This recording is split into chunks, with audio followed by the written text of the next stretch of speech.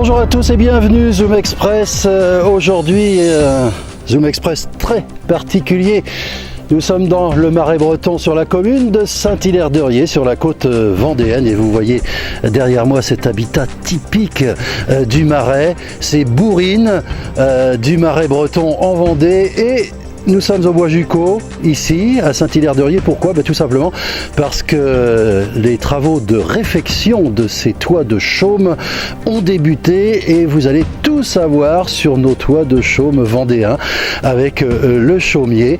Et dans une seconde partie de ce Zoom Express, nous parlerons plus généralement du site du Bois Jucot à Saint-Hilaire où il se passe décidément beaucoup de choses. Alors je vous propose tout de suite d'entrer dans le vif du sujet et nous allons retrouver Alex et son équipe pour voir comment on réfectionne, comment on entretient, on refait ces toits de chaume de notre Marais breton vendéen.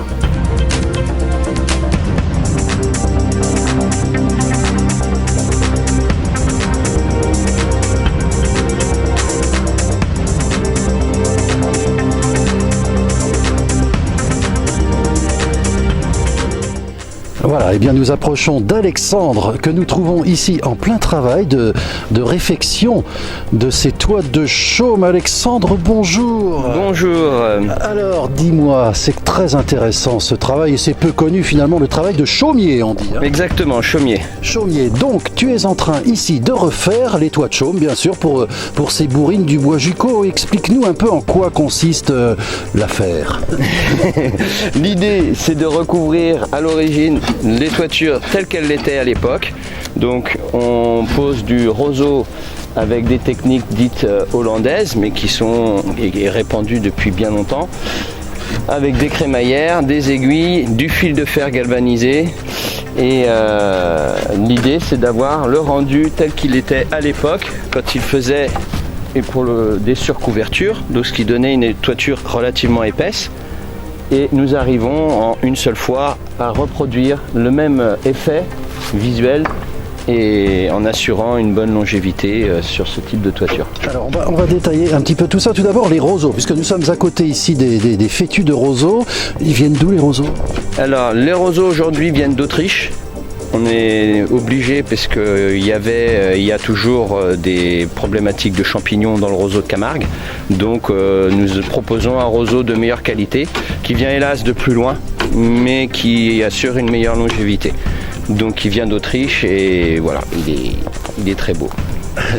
Alors au moment où nous parlons, nous sommes en hiver bien sûr, et donc en quoi consiste le travail? On a les roseaux donc qui sont ici, on les montre à l'écran. Tu peux nous montrer un petit peu oui. Comment ça se passe? L'idée en fait c'est de calibrer la quantité grâce à ces crémaillères qui viennent chercher les lithots ou ici c'est des garlades de châtaignier. On le fixe comme ça c'est un moyen provisoire de le tenir en place, le temps de couper le lien qui les tient. Pour le petit modèle, on enlève les petites ficelles, on l'étale plus ou moins de cette façon-là. Je vous fais une petite version accélérée. On donne un petit peu l'épaisseur en dessous. On utilise nos aiguilles mâles et femelles, ici présentes, qui permettent d'aller chercher le litho derrière. On passe l'aiguille femelle, on va chercher le litho, on tourne, on passe dedans. Après on a nos petits fils de fer qui sont là, vendus déjà tendus. On le passe dedans, on enlève l'aiguille, on tire et là on a les deux extrémités du fil qui nous permettent de le fixer définitivement. Et ça suffit? Alors ça suffit, on le retravaille, on va le peigner ainsi pour justement que les roseaux soient bien alignés dans le sens de la pente. On va le travailler comme ça et là on est sur le deuxième rang. Donc en fait ce que vous voyez sur une toiture finie c'est l'équivalent de ça, c'est le roseau tapé que l'on retape une fois fini, une fois serré plus ou moins. On le retape avec la batte avec cet outil là qui ne coupe pas, contrairement à ce que les gens pensent. En fait on se contente d'enfoncer le roseau jusqu'à l'obtention de l'épaisseur voulue. Cette épaisseur, on l'a grâce aux aiguilles qui sont graduées. Donc quand on va chercher comme ça au travers, on va chercher les pièces de bois, les lithos ou les garlates. et on va taper jusqu'à ce que l'épaisseur soit sur le trait ici présent. Alors c'est évidemment respectueux du travail ancestral, hein. C'est la méthode qu'on utilisait finalement depuis toujours. Depuis très longtemps, oui. Il y a eu une autre méthode avec un fil de fer qui était passé comme ça en boucle, mais depuis des dizaines d'années maintenant, c'est la méthode hollandaise qui est retenue dans, on va dire, toute la France et ailleurs, avec cette fameuse méthode avec une barre. Alors, avec mon père, à l'époque, on a démonté ou refait des toitures qui avaient des baguettes d'osier en guise de barre, comme celle-ci, et du fil... Non, c'était des baguettes de noisetier et du fil d'osier. D'accord. Après, on a gardé les baguettes et on a passé des fils de fer pour les restaurations. Alors, sous les roseaux, il y a bien sûr la charpente. Oui. C'est important. Tu fais aussi les charpentes? Alors, on peut reprendre partiellement les charpentes. Ici, on a Kevin, justement, qui pèle des garlades de châtaignier. Parce que le châtaignier, on dit qu'il ne prend pas les insectes, il n'y a pas de bêtes qui les grattent. Ceci dit, on est quand même obligé d'enlever l'écorce pour pas que justement les petites bêtes se mettent entre les deux. Une fois ceci fait, on les fixe sur la charpente, qui sont elles aussi des perches de châtaignier mais de plus gros diamètre. Alors voilà, parce que après, évidemment, ce qui est surprenant, c'est que c'est bien étanche, oui. C'est que ça reste une toiture d'excellente qualité finalement. Oui. Étanche, au niveau chaleur, c'est génial. Alors l'été, vous allez avoir un gain de température, ça va être beaucoup plus frais qu'une maison traditionnelle, c'est certain. Ici sur les bourrines, d'autant plus qu'on a des murs en terre, donc avec une bonne inertie. Et par contre, l'hiver, il est quand même préconisé de mettre une isolation par le dessous. Mais vous aurez quand même un bénéfice en termes d'isolation. Et la toiture ne se dégrade pas, comment ça se passe après pour la longévité? Il ne s'agit pas de refaire ça tous les ans quand même. Ah non. non. Là on a des toitures, nous, que notre père avait refait il y a plus de 50 ans, mais qui avaient beaucoup de pentes, donc c'est des maisons avec beaucoup de pentes, dites chaumières plutôt, grandes maisons. Après en Vendée on a moins de pentes, parce qu'à l'époque ils avaient pour idée que s'il y a moins de pentes, ça prend moins le vent, parce qu'on dit Vendée, vent, donc forcément le vent faisait partie un petit peu de la règle, et donc ça diminue d'autant la longévité, parce qu'il y a forcément moins de pentes, il y a plus d'imprégnation de l'eau à cœur dans le roseau, et donc une dégradation un peu plus, qui se présente plus. Question toute bête, hein, justement, il n'y a pas de petites bêtes qui se mettent dedans? Est-ce qu'on traite cette toiture de chaume? Alors on peut avoir des petits sortes de petites guêpes ou des petites bêtes qui se mettent dans l'épaisseur du roseau, alors qui font plus ou moins, ils mettent mais à vrai dire il n'y a pas plus que ça. Non, c'est pas. Vous pouvez avoir des araignées éventuellement à l'intérieur, mais c'est comme toutes les maisons en soi. C'est quand même une toiture qui vit. Donc de l'extérieur vous aurez des sortes de petits moucherons, des petites bêtes qui vont plus ou moins, mais il y a pas de gêne occasionné. Alors quelque chose de surprenant, Alex, on a derrière nous cette petite bourrine là, et dessus on aperçoit, on les voit à l'écran comme des plantes. Oui. Qu'est-ce que c'est? Alors sur le dessus c'est de la joue-barbe, ouais. Et sur le devant c'est des petits choux. C'est la règle en Vendée, ils ont toujours fait ainsi pour retenir la terre. Et puis pour retenir la terre. Donc ce sont des vraies plantes quoi, hein, oui, voilà. Sorte de cactus on dirait de loin. Alors ça y ressemble, c'est sûrement de la même famille, mais c'est joue-barbe. La joue-barbe. Oui. Alors Alexandre, la joue-barbe aussi a moult vertus. Exactement, donc effectivement elle sert à retenir la terre et elle empêchait les oiseaux de venir gratter sur le feuilletage. Et oui, avec ces petites épines. Aux oiseaux qui peuvent aussi dégrader l'ouvrage, évidemment. Exactement. Donc ça, c'est vrai qu'on a déjà eu plusieurs fois des toitures qui ont été un petit peu attaquées par les oiseaux. Donc dans le plein, si jamais l'entretien n'était pas fait, vous pouvez avoir l'apparition de mousse. Donc les oiseaux arrivent, ils se disent tiens, super, il y a peut-être à manger dedans. Mais en tout cas, pour ce qui est des fêtages, ils y touchent pas. C'est tant mieux. Alors revenons justement à notre travail. Ici, on a vu ces fêtus, comment tu les mettais en place. Et après, la finition, c'est un peu comment? Alors la finition, finition tapée donc avec la petite batte comme je vous disais. Après ce que je voulais vous montrer aussi c'était les moyens de travailler sur la toiture pour pas justement parce qu'il faut un moment monter sur les rangs. Et oui, il faut pas passer au travers non plus. Et non, donc on utilise des crochets ainsi qu'on fixe comme ça sur les barres de fixation, celles que je vous ai montré que j'ai serrées tout à l'heure, que j'ai pas encore serré. Et après nous mettons des petites perches comme ça qui nous permet de travailler et on les monte d'étage en étage. À un moment donné, on va avoir les bras trop courts forcément, donc on utilise des chaises de ce type qu'on pique en dessous et qui va nous permettre de remonter les crochets à chaque fois pour travailler. Et oui, parce que ça peut aller haut aussi, parfois, et il peut y avoir un peu de travail en hauteur. Hein. Oui, on fait beaucoup de toitures qui ont des fois plus de 10 mètres de rampant, donc il faut des moyens assez efficaces et sécures pour travailler dans de bonnes conditions. Alors Alex, ici quelque chose de particulier que tu tenais à nous montrer parce que ça rappelle autrefois. Exactement, en fait à l'époque pour servir de lien autour des bottes de roseau, ils enroulaient de la paille avec une espèce de petite manivelle en bois afin d'avoir une trolle, un truc comme ça, et ils l'enroulaient pour chaque botte autour de chacune pour les fixer sur le petit lito qui est en bas et ils mettaient la botte de roseau à cheval sur ce lito pour bloquer le rang. Et après on posait les autres rangs par-dessus. Et ça c'est typique de la manière de faire vendéenne. Voilà, c'est vraiment typique d'ici. Petite liane comme ça.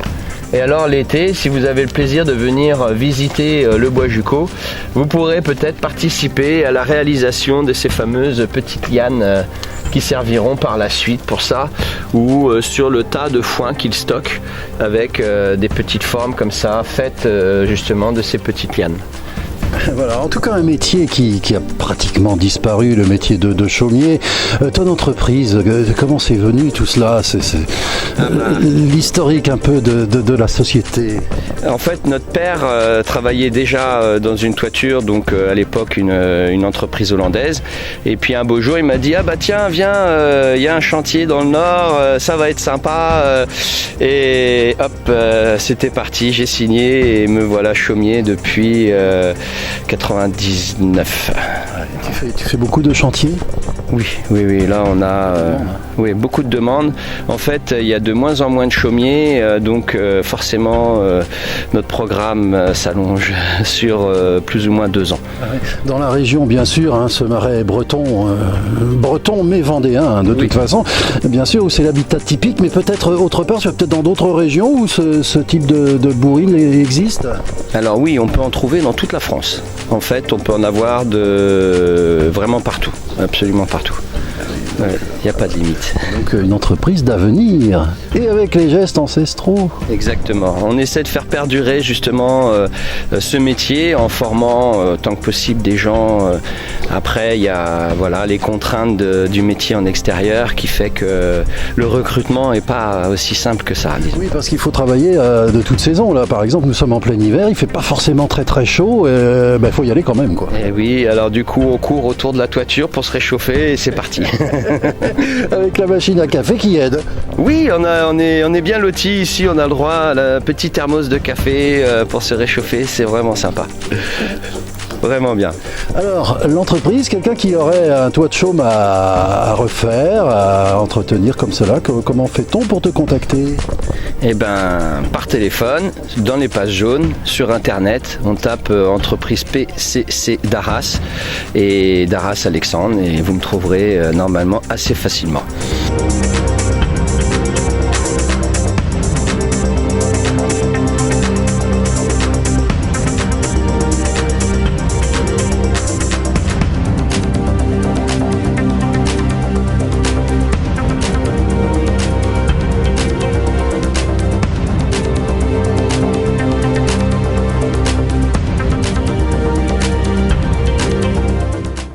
maintenant, nous sommes à l'intérieur d'une de ces bourrines avec Annette Moreau, chargée du patrimoine ici à Saint-Hilaire-d'Errier. Alors dites-moi, c'est quand même un habitat très particulier ici et historique. Alors, cette bourrine, c'était l'habitat traditionnel des Maréchins, les Maréchins étant les habitants du Marais. Cette bourrine, elle a appartenu à la famille Gandemer. Son origine remonterait aux environs des années 1818. Bon, je dis environ. Donc, elle a été propriété, elle est entrée dans la famille Gandemer très, très rapidement. Et Armandine, donc la dernière habitante de ce lieu, l'a quittée en 1967 et elle est décédée en 1970. Alors un habitat rudimentaire quand même, c'est de la terre battue et on a gardé ici évidemment l'esprit du temps d'Armandine. Alors Armandine, son esprit est toujours là, l'âme d'Armandine est là et on se doit de conserver cette authenticité. Donc parce qu'ici en fait les meubles qui sont dans cette bourrine sont les meubles qu'Armandine avait à l'époque où elle a vécu dans cette bourrine. En fait, elle y a vécu, elle est venue avec rejoindre son père en 1924 et elle est restée jusqu'en 1967. Donc en fait, elle a passé une grande partie de sa vie dans cette bourrine. Et cette bourrine qui est donc un habitat traditionnel, comme je le disais tout à l'heure, et qui est faite avec de la terre et des roseaux. Voilà, c'est ce qu'on a vu justement avec Alexandre il y a un instant. Alors maintenant donc c'est la ville de Saint-Hilaire qui en est la propriétaire, c'est devenu un musée. Expliquez-nous ce qui se passe ici sur ce site au long de l'année. Alors la ville en est donc venue propriétaire après le décès d'Armandine en 1973. La ville a acquis donc ce site, pas en totalité. Il y en a une partie qui avait été acquise par le département. Et en fait, l'objectif, c'était de conserver et de mettre en valeur tout ce patrimoine, toute cette vie qui était donc la vie des Maréchins autrefois dans le Marais. Écoutez, finalement, donc c'est devenu un musée de France en 2003. Et évidemment, le site est ouvert d'avril à fin septembre. Et là, vous avez tout le temps des employés de la ville qui reçoivent le public. Il y a des horaires, il faut consulter les horaires parce que c'est quand même, vous êtes soumis à des entrées particulières. Et ce site vit aussi avec l'aide d'une association qui s'appelle les Amis de la Bourrine du Bois-Jucot.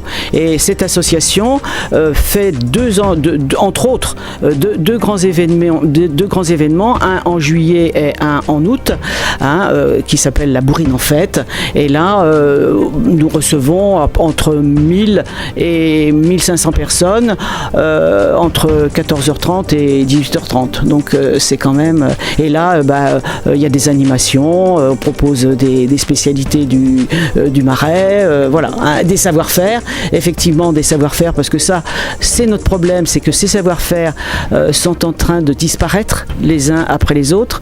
Donc c'est pour ça d'ailleurs que nous sommes obligés de faire appel à des professionnels extérieurs pour entretenir nos bâtiments, parce que les savoir-faire nous ne les avons plus en interne. Donc notre objectif, c'est de les récupérer.